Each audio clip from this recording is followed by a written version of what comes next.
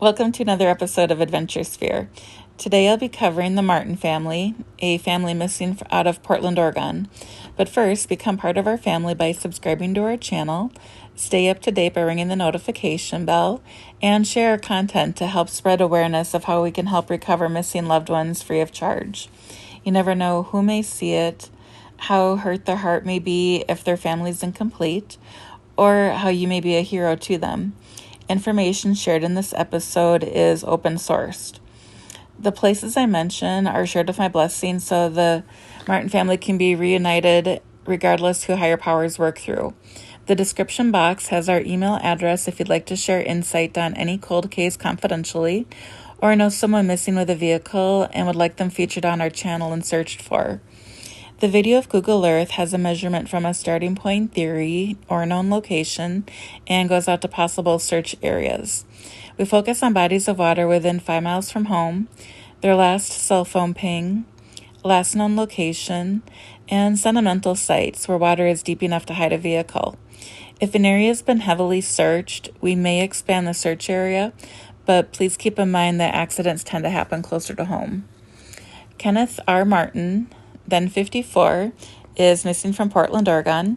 His last date of contact was Monday, December 7th, 1958. His nickname was Ken.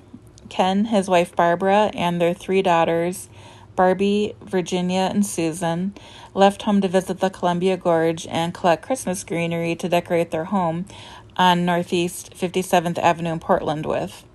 They never came back.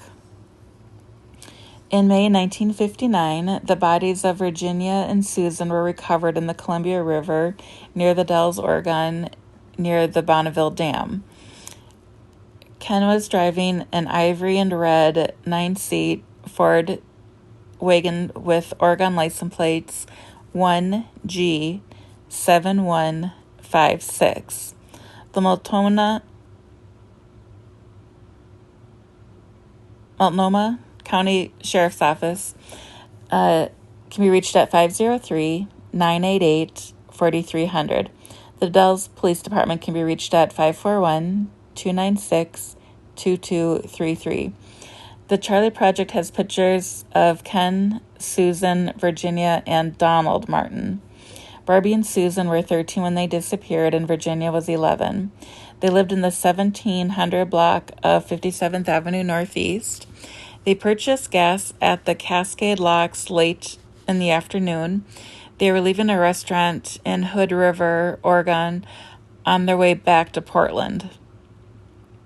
Ken was carrying 2 cameras. The Martins never made it home. Everything was intact at their home. Dishes were drying in the sink. A load of wash was in the washing machine. And Ken's Santa Claus suit was still out from a Christmas party he had been to the previous evening. There was also a substantial amount of money in their bank accounts. In February 1959, a searcher discovered tire tracks matching the Martins' vehicle heading off a cliff into the Columbia River near the Dalles, Oregon. In May 1959, a river drilling rig near the site of the tire tracks hooked something heavy and metal on its anchor. Before the object could be pulled to the surface, it came loose. It may have been the missing Ford. A couple days later, Susan and Virginia's body were found downstream near the Bonneville Dam. They had both drowned. The cause of death cannot be determined due to the decomposition, but Virginia's body had a hole in the head. Kevin, Barbara, and Barbie's remains have never been recovered. Authorities believe all the Martins either perished after they accidentally drove their car into the river, or possibly they were abducted and were inside their car as it was being pushed off the cliff. The only surviving member was their oldest son, Donald, who was in the Navy and stationed in New York at the time of the disappearance. Walter Graven, the Multnomah County detective in charge of investigating the case, believed the family was met with foul play. It would have been uncharacteristic of Ken to leave home at that time of day, as he didn't like driving after dark. Someone found a blood-stained gun in the Cascade Locks near an abandoned stolen car and turned it over to the sheriff's office. The gun was later linked to Donald. He had allegedly stolen it from a sporting goods store several years prior to the family's disappearance. It was never processed for evidence. Craven suspected Donald was involved in his family's disappearance, as he couldn't find anyone else who had motive. Donald had a poor relationship with his family, and he didn't come back home to Oregon to search for them, although he did speak with Craven over the phone.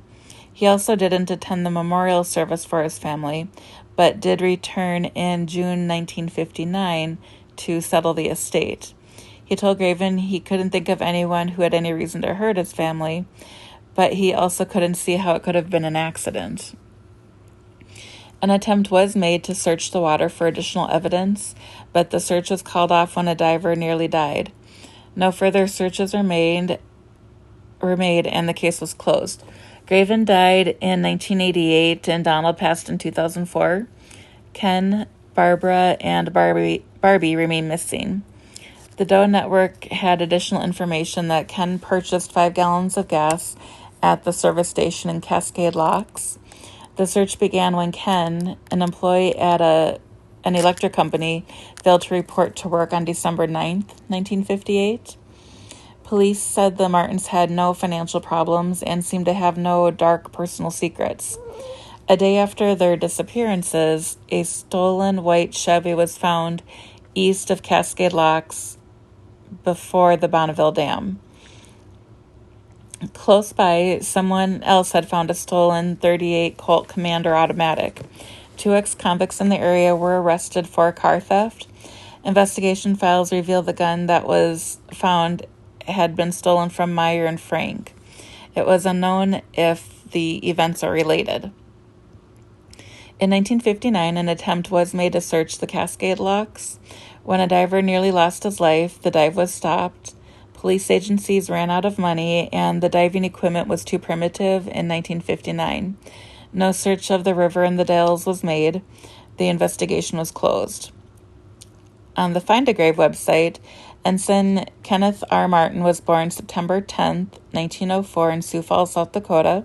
His parents were Edward Riley Martin and Margaret R. McGrath Martin. His father passed December 17, 1970 at age 95 and is resting peacefully in the Rose City Cemetery in Portland, Oregon, next to his wife Margaret, who died the previous year. Barbara Eileen Cable Martin was born February 1910 and passed December 7th, 1958. She was born in Hillsboro, Oregon, passed in the Dells. Her parents were George A. Cable and Emily Blanchard Cable. Donald Kenneth went by Don Martin. He was born October 28th, 1930 in Portland, Oregon, and passed October 8th, 2004, when he was 73.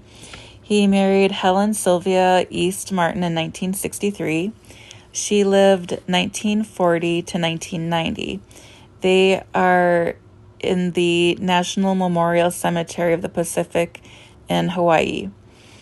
Barbara Barbie Martin was born 1943, passed in 1958. She was aged 14 or 15. Her body has not been recovered. Susan Margaret Martin, born 1945, passed 1958.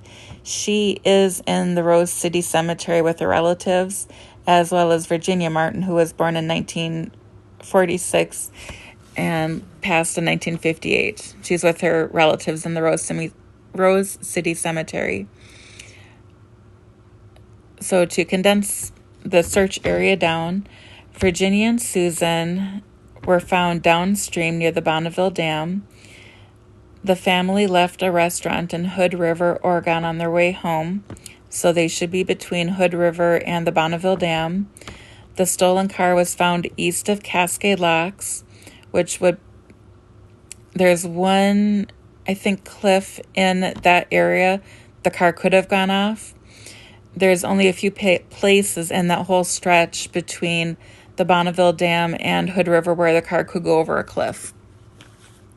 If you like this episode and haven't done so already, please subscribe to our channel, give our videos a thumbs up, and share the movement with those you influence.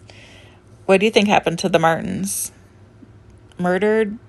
accidentally going over the cliff? Do you think we should start searching closer to the Bonneville Dam or closer to the Hood River? I'll be looking for your thoughts in the comments below. Sharing ideas helps the family and the community efforts. You may have a different way of thinking that could bring them home. We really appreciate the time you've invested into watching our purpose come to life. It means the world to us, the families, and the communities we serve. 100% of donations received stay within the organization to purchase sonar equipment that will help families for years to come. Your contributions, from subscribing, watching our content, liking and sharing, to financial support, make it possible to offer our services free of charge when they need all of us the most.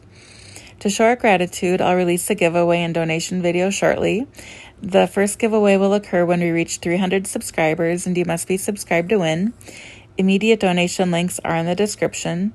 Kickstarter and GoFundMe campaigns are coming soon. The video will play so you can see the entire search area. Thanks for watching. Stay safe, and remember that we love you.